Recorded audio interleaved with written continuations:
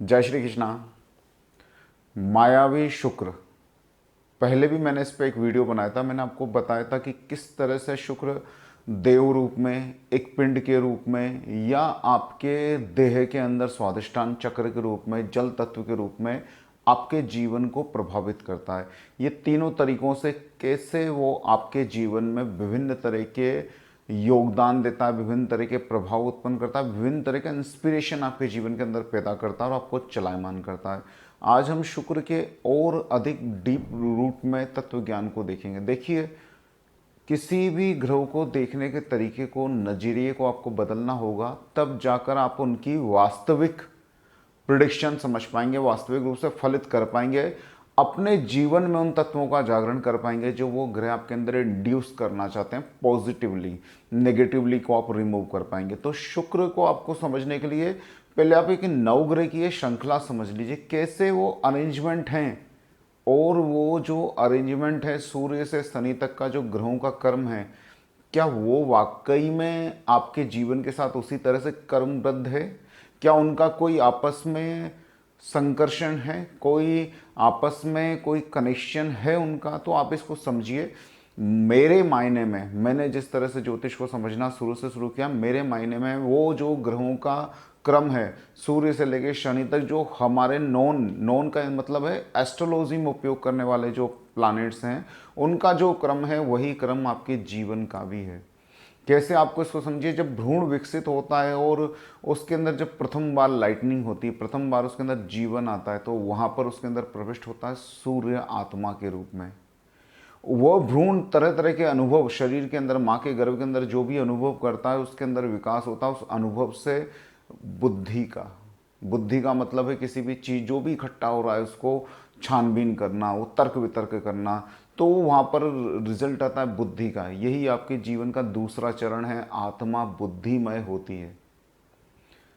जब उसमें बुद्धि का विकास होता है, तो बुद्धि आते से ही, जब जैसे ही व्यक्ति सोचना शुरू करता है, तो उसके अंदर वासना की जागृति होती है। वासना का अर्थ सिर्फ विपरीत लिंग आकर्षण नहीं है, सेक्सुअल ही नहीं है। वासना का मतलब है कोई भी चीज़ जिसे आप पाना चाहते हैं, वो आपकी वासना है। आपने घूमती हुई लग्जरी कार देखी, आपके मन के अंदर उठा मुझे भी चाहिए। आपने को भी कभी कोई भव्य वाहन, कोई लग्जरी हाउस देखा, तो आपको लगता है कि मुझे चाहिए। ये सब आपकी अंतरंग वासनाएं हैं। वो किसी नारी के प्रति हो सकती है, किसी सुंदर गाड़ी के प्रति हो सकती है, किसी भी के प्रति हो सकती है। तो जैसे ही बुद्धि का विकास हुआ, तो जन्म हुआ वासना का, और वासना के साथ इंड्यूस हुआ शुक्र। शुक्र का प्रभाव, जो देह है, जो आप हो, वो ही ये पृथ्वी है। उस देह के बनते हुए आपके अंदर प्रोड्यूस होने लगा बल, जो कि आपका मंगल है। मंगल के द्वारा आपने इकट्ठा किया, मतलब देह की क्रियाओं के द्वारा, अपने बल के द्वारा आपने इकट्ठा किया ज्ञान का, जो कि आपका बृहस्पति। और ज्ञान आते से ही आपने कर्म करना शुरू किया। तो यही सातों जो पिंड रूपी ग्रह हैं, इनका यही एक क्रम है, यही एक इनकी स्थिति है कि सूर्य, बुध, शुक्र, पृथ्वी, मंगल, गुरु और शनि, ये इसी तरह से आपके अंदर आत्मा, बुद्धि, वासना, आप खुद, आपका शरीर परिपक्व होकर उसके अंदर बल, ज्ञान और कर्म बनता है। मन इन सबको एकाकार करता है, मन इन सबको धारणा के द्वारा चलाता है, मन इन सबको बांधे रखता है। और राहु केतु इनके ऊपर छाया डाल के भ्रम की स्थिति पैदा करते हैं। आप एक और बात समझना, मैं बुध शुक्र को हमेशा बहुत इंपॉर्टेंट मानता हूँ, बाकी सबकी अपेक्षा बुध शुक्र के ऊपर मैं पत्रिका के अंदर बहुत ध्यान देता हूँ। अक्सर ज्योतिषी बुध शुक्र को देखना थोड़ा सा कम कर देते हैं। जैसे मैंने आपको चंद्र के विषय में बताया था कि वास्तविक जो आपका बल है, वास्तविक जो आपकी मोटिवेशन है, वास्तविक जो आपका एनर्जी का संग्राहक है, वो चंद्रमा है। उसी तरह से बुध शुक्र को भी आपको पहचानना पड़ेगा। तो आज हमारा टॉपिक शुक्र है, मायावी शुक्र है, इसलिए हम शुक्र को ध्यान देते हैं। तो आप देखिए, ये दोनों आंतरिक ग्रह, राहु के अलावा सूर्य को कौन ग्रहण लगा सकता है? देखिए, सूर्य मतलब मूल आधार, सूर्य मतलब आत्मा, सूर्य मतलब आपके बाकी सारे पिंड उसकी परिक्रमा करते हैं आपके सौर मंडल के अंदर। तो सूर्य मूल आधार है, लेकिन उसके ऊपर ग्रहण, ग्रहण का मतलब सूर्य को पृथ्वी से देखते समय छायामय कौन बना सकता है? तो वो हैं राहु केतु या बुध और शुक्र। ये दोनों आंतरिक ग्रह ही अपनी स्थिति अनुसार सालों में, शुक्र सैकड़ों सालों में सूर्य के ऊपर अपना बिंब प्रदर्शित कर देता है, मतलब उसके ऊपर छाया डाल देता है पृथ्वी के सापेक्ष। पृथ्वी से जब देखते हैं तो शुक्र माने वासना ही वो चीज़ है जो आत्मा पे छाया डाल सकती है। आप इसको समझना, वासना ही आत्मा को अंधकार में ले जा सकती है, बुद्धि ही दुर्बुद्धि होकर आत्मा को अंधकार में ले जा सकती है। आप इस बात को समझिए। इसलिए बुध और शुक्र ये दोनों आंतरिक ग्रह हैं, इसलिए इनके प्रभाव आपकी बुद्धि पे और आपकी वासना पे, इसलिए इनके कारक हैं क्योंकि ये दोनों ही वो ग्रह हैं जो वासना और बुद्धि के द्वारा आपकी आत्मा को छाया में रख सकते हैं, आपकी आत्मा में छाया डाल सकते हैं। राहु केतु तो है ही, जो कि सीधे सीधे चंद्रमा को भी ग्रहण लगा देते हैं, इसलिए वो बहुत ज़्यादा प्रभावी हैं। चंद्रमा सीधे स्पष्ट रूप से दिखाई देता है ग्रहित होते हुए, मतलब आपके जीवन में आपका मन कहीं से डिस्टर्ब हो रहा है तो वो प्रकट हो जाता है। लेकिन आत्मा अगर मटमैली हो रही है तो वो इतनी आसानी से प्रकट नहीं होती, व्यक्ति उसको बहुत तरह से छुपा सकता है। इसलिए बुध शुक्र आपकी पत्रिका में मजबूत होना, बुध शुक्र की जो दशाएं महादशाएं होता है उनका शुभ होना आपके लिए बहुत जरूरी है या बहुत अच्छा है। अगर ये नेगेटिव होते हैं तो आपको काफ़ी डिस्टर्ब कर सकते हैं, आपको काफ़ी परेशान कर सकते हैं। आप देखिए जिनके जीवन के अंदर शुक्र अस्त होकर चलता है, जिनके जीवन के अंदर शुक्र मार्केश होकर चलता है, शुक्र के किसी दुष्प्रभाव में चलता है, तो वो उनके जीवन में और अन्य समयों की अपेक्षा ज़्यादा कष्ट आते हैं, क्योंकि वो अंदर से आपको अंदर से तोड़ने का काम करते हैं ये दोनों के दोनों ग्रह। इसलिए आप शुक्र को, बुध को, चंद्रमा को पत्रिका में बहुत सीरियसली लीजिए। तो आज हमारा टॉपिक है शुक्र, मायावी शुक्र। तो शुक्र मायावी कैसे है मैंने आपको बता दिया। आज अपन इसके बल को, आज अपन इसके प्रभावों को समझेंगे। तो देखिए हम 12 भावों में शुक्र के प्रभाव को समझते हैं। अब सबसे पहले तो ये नोटिस कीजिए कि जो ग्रह अपनी स्थिति के अनुसार ज़्यादा प्रभावी नहीं होते हैं, इसको वापस समझना। शनि, गुरु, राहु, केतु और मंगल ये अपनी स्थिति के अनुसार ज़्यादा प्रभावी होते हैं। मतलब पत्रिका में शनि कहाँ बैठा हुआ है, मंगल कहाँ बैठा हुआ है, गुरु कहाँ बैठा हुआ है, राहु केतु कहाँ बैठे हुए हैं, इसके अनुसार प्रिडिक्शन बहुत आसानी से की जा सकती है। लेकिन बुध, शुक्र और चंद्रमा के लिए वो कहाँ बैठे हुए से ज़्यादा आपको ध्यान करना पड़ेगा कि वो कहाँ के स्वामी होकर कहाँ गए हुए हैं।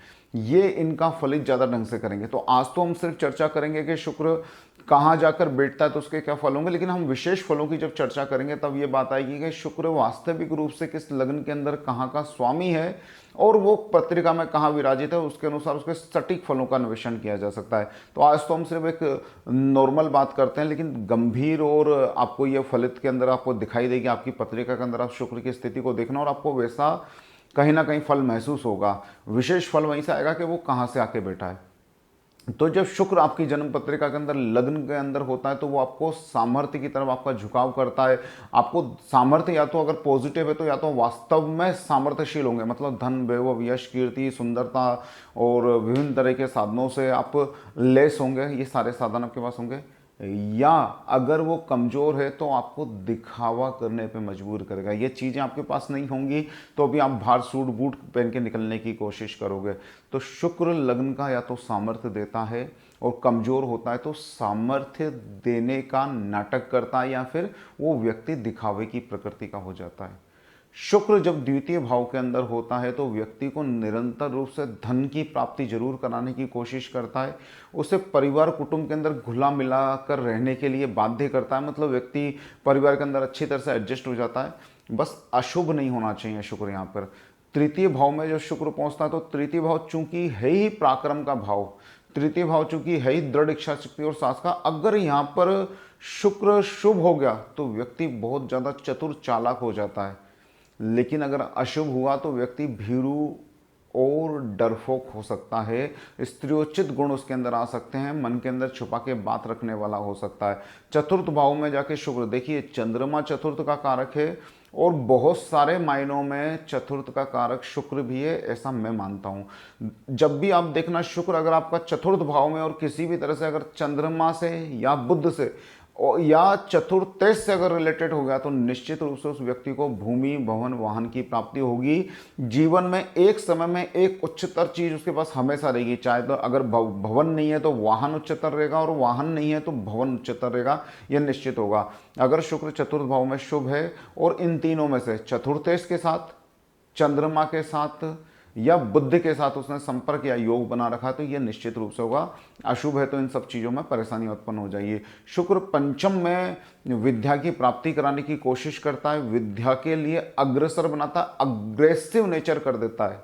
वो व्यक्ति विद्या प्राप्ति करने के लिए बिल्कुल उद्विग्न होता है कि नहीं मुझे ये सीखना है। और कलयुग में ऐसा माना जाता है कि शुक्र विकसित टेक्नोलॉजी का कारक है। तो यहाँ पे अगर किसी का शुक्र शुभ अवस्था में है तो वो विचार कर सकता है कंप्यूटर क्षेत्र में शिक्षा के लिए या साइंटिफिक नॉलेज को ग्रैब करने के लिए। शुक्र अगर आपका छठे भाव में है, शुभ शुक्र अगर छठे भाव में है तो ये आपके शत्रुओं के लिए, चाहे वो शत्रु आपकी गरीबी हो, निर्धनता हो, या कोई भौतिक धरातल पे मानवीय शत्रु हो, या किसी तरह की समस्या हो, उन सब के लिए शुक्र काल स्वरूप होता है। अगर छठे भाव में शुभ रूप में और अशुभ रूप में है तो ये सारी चीज़ें उसके पास काल के स्वरूप बन के आती हैं, मतलब उसको कष्ट देने की बहुत कोशिश करती हैं। विशेष रूप से नारी से और गुरुओं से अधिष्ठित जो बड़े अधिकारी लोग होते हैं उनसे उसको पीड़ा होने लगती है। शुक्र सप्तम भाव में शुभ सुंदर स्त्री लेके आता है, लेकिन फिर भी उसी स्त्री से कहीं ना कहीं कष्ट देता है। ये अपन एक विस्तृत चर्चा में समझेंगे कि सातवां शुक्र सुंदर स्त्री तो देता है लेकिन स्त्री के द्वारा कष्ट को भी निर्मित करता है। और बहुत सारी पत्रिकाओं में मैंने अध्ययन किया है कि सातवें शुक्र के अंदर अगर वह सो रही हो तो विवाह होने में ही अड़चन आ जाती है। इसके कारण क्या है उसका अपन जरूर बिल्कुल अपन विचार विमर्श इसके ऊपर करेंगे अगले कुछ वीडियो के अंदर। लेकिन सातवां शुक्र आप इस फलित को लेकर चलिए, स्त्री सुंदर होगी। देखिए सुंदर स्त्री को आप कलर कॉम्प्लेक्शन में मत लेना। सुंदर का मतलब है व्यवहार सुंदर, देखने में आकर्षक, लेकिन जिसके पास आप खड़े होकर मंत्रमुग्ध रहे वो सुंदरता है, ठीक है। कलर कॉम्प्लेक्शन को इसमें मत जोड़ना। तो सुंदर स्त्री आप उसको प्राप्त होती है जिसका शुक्र सप्तम में है, लेकिन स्त्री के द्वारा कोई ना कोई कष्ट चलित रूप में हमेशा उसके साथ रह सकता है। अष्टम का शुक्र जादुई है, जीवन के अंदर बिना कमाई संपत्ति के लिए शेयर मार्केट जैसे कोई भी काम जिसके अंदर अचानक से धन आता है, चाहे वो गिफ्ट में मिले, ससुराल से मिले, पैतृक संपत्ति मिल जाए, जुए सट्टे लॉटरी शेयर मार्केट कमोडिटी से आपको प्राप्त हो जाए। अष्टम का शुक्र आपको धन देने के लिए उतारू सा हो गया है, ऐसा समझ लिए वो आपको धन देना चाहता है, आपके ऊपर धन को बरसाना चाहता है। शुभ है तो, अशुभ है तो वो इन्हीं प्रवृत्तियों में आपके धन का नाश कर देगा। अष्टम का शुक्र अशुभ हो तो आयु के ऊपर भी थोड़ा प्रभाव ला सकता है, आप उसको विशेष रूप से समझें और उसको अंडर एस्टिमेट ना करें। शुक्र अगर नवम भाव में विराजित है, अगर नवम भाव में शुक्र बैठा शुभ है तो वो आपको धार्मिक प्रवृत्ति का बनाएगा, उच्च ज्ञान हासिल करने के लिए प्रेरित करेगा। यहाँ पे एक छोटा सा योग बताता हूँ, अगर पंचमेश होकर नवम में चला गया तो व्यक्ति निश्चित रूप से अपने ज्ञान को निरंतर जीवन के बहुत अधिक लंबे पड़ाव तक लेके जाएगा। वो उच्चतम शिक्षा प्राप्त करने की कोशिश करेगा, और अगर ऐसा करने में असक्षम है तो भी ज्ञान के लिए वो हमेशा ललायित रहेगा। ऐसे व्यक्ति का भाग्य जागा हुआ रहता है। शुक्र अगर दसम भाव के अंदर है तो मैंने एक विशेष योग का पहले भी आपको वर्णन किया, आप उसको देख सकते हैं कि दसम भाव का शुक्र व्यक्ति को पायलट बना सकता है। मेरे हिसाब से दशम भाव का शुक्र अगर दशमेश के साथ कोई संपर्क कर ले या बृहस्पति के साथ कोई संपर्क हो तो हवाई यात्राएं बहुत होती हैं उस व्यक्ति की, या यात्राओं में जीवन बहुत निकलता है। दशमेश शुक्र व्यक्ति को अच्छा व्यापारी व्यवसायिक बना सकता है।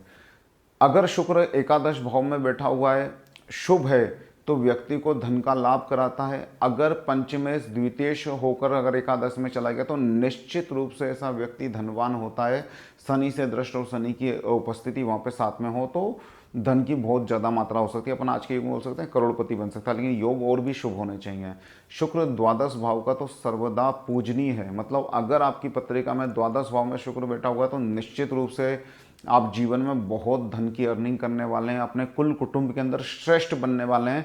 बस शुक्र ज़्यादा अशुभ नहीं होना चाहिए, मतलब वहाँ पर नीच का शुक्र भी चल जाएगा, वो आपके वैवाहिक जीवन के अंदर तनाव देगा, लेकिन धन आपको जरूर ला के देने की कोशिश करेगा। 12वां अगर आपके जीवन में शुक्र है, शुभ योगों से है तो, और शुक्र की दशा अंतरदशा में अगर आप चल रहे हैं तो निश्चित रूप से आप शुक्र का पूजन अर्चन शुरू कर दीजिए। जो भी माध्यम आप समझते हैं अपने आराधना के वो आप शुक्र के लिए लगा दीजिए, वो आपको धन के बीच में लाके खड़ा कर देगा। मतलब आपके चारों तरफ जो चंचल लक्ष्मी होती है, जो बहती हुई लक्ष्मी होती है, मतलब स्थिर लक्ष्मी नहीं, धन का जो स्वरूप है लक्ष्मी के रूप में वो आपके पास इकट्ठा कर देगा।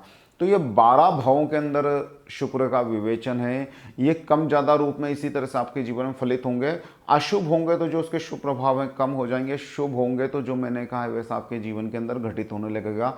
ये शुक्र के आपकी जन्म पत्रिका में बिना राशियों का अध्ययन किए हुए प्रभाव हैं। अगर शत्रु राशि में है तो ये फल थोड़े से कमज़ोर हो जाएंगे, मित्र राशियों में है तो थोड़े से बढ़ जाएंगे, स्वग्रही हैं या उच्च के हैं तो ये फल बहुत अधिक मात्रा में शुभ होकर प्राप्त आपको होते रहेंगे।